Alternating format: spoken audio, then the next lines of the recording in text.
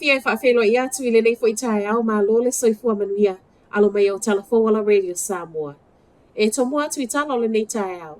To a tolu tangata mali liu ono o whaalavelave tau te avale i le po ana po i le South Island. Whaalavelave mua mua e lua te avale na feto ai lungo le State Highway tasi le te o le fitu ana po i Greta Valley ma fasi o tia i tangata i to a lua. Lua i tū la muli muli ane, ai to e maliu le isi to o tasi ono le whaalavelave na tū la i mai Mackenzie.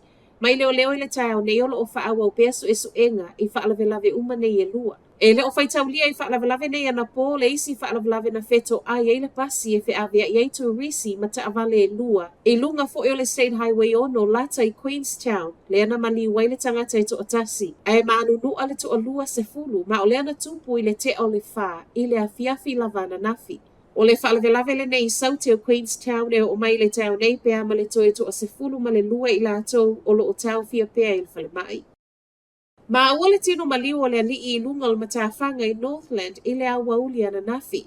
Matawhanga miti i le ana maa wai pe tusa le afo le lua i le awauli. Ma o le ana maa ua e se tasi o tangata.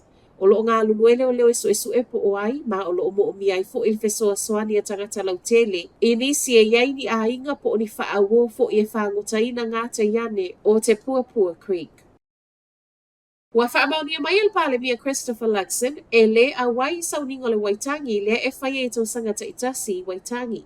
Saunoanga le pale mia na nafio lo ia ta wai, o le ana a wai i sauninga o le lua tau sangata al wai. Ma o lea wa filifili ai o le a whaatasi atu e isi vaenga o le atu no i le tau sanga fau.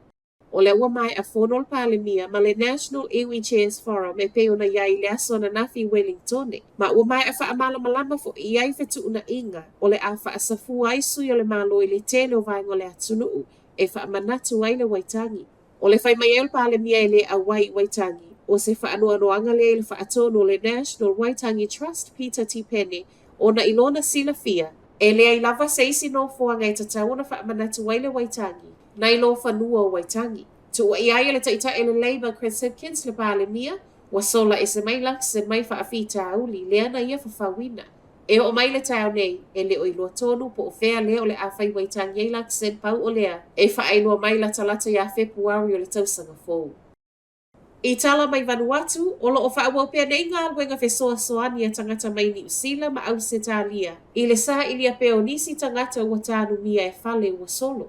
E o mai ana po sa reporti mai le peresa tene o Vanuatu. E tu sa mal se fulu wono tangata ua maali liu. Ma le silia ma le lua se lau tangata manu nua, ona o le mafui e na lulu ai le aso lua.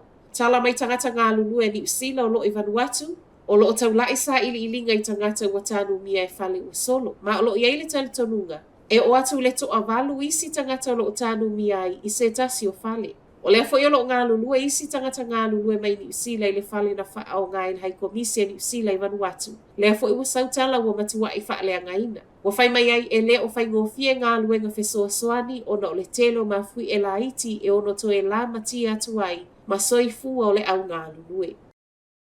Ma tala muli muli o le tae au, to e ta ua mai fo ia na nafi le isi ave pasi au kilani na wha o lima I ai se tasi. Ma o lea na tupu I le akoranga transport center I North Shore. Whaamauninga leo leo le te o le sefulu lua I le awauli o le asito o na I ta aluai. Lea na wha o lima I le ali I tolu sifunu ma le tasi tau sango Hillcrest I le ave pasi. Ma o leo wa molia. Na ave ai lava I leo leo I le aso. Ma o le so lea I tu ai luma o le wha amasidonga wha ai tu ma aloa I North Shore. O whai mai ai ma le Auckland Transport o lo ngā lulue nei ma le kamupani pasi ana pasi nei e whai ngā lue ngai le u wha amanu alia. A o wha asolo su e su enga o le nei mata upu. Ai le fina o le Tramways Union e tusa matala le Herald, wata tawa na wha au popo le malo si anga e tu watu I suia le au whai ngā luenga le Auckland Transport. Lea e ngā lulua I lunga o pasi la tau te sai ama iai le au wha atupu vevesi.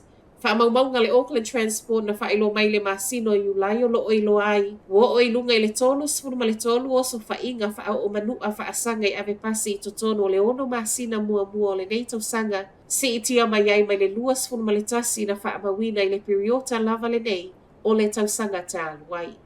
O Talafoala Radio Samoa, manuia le nei tae au.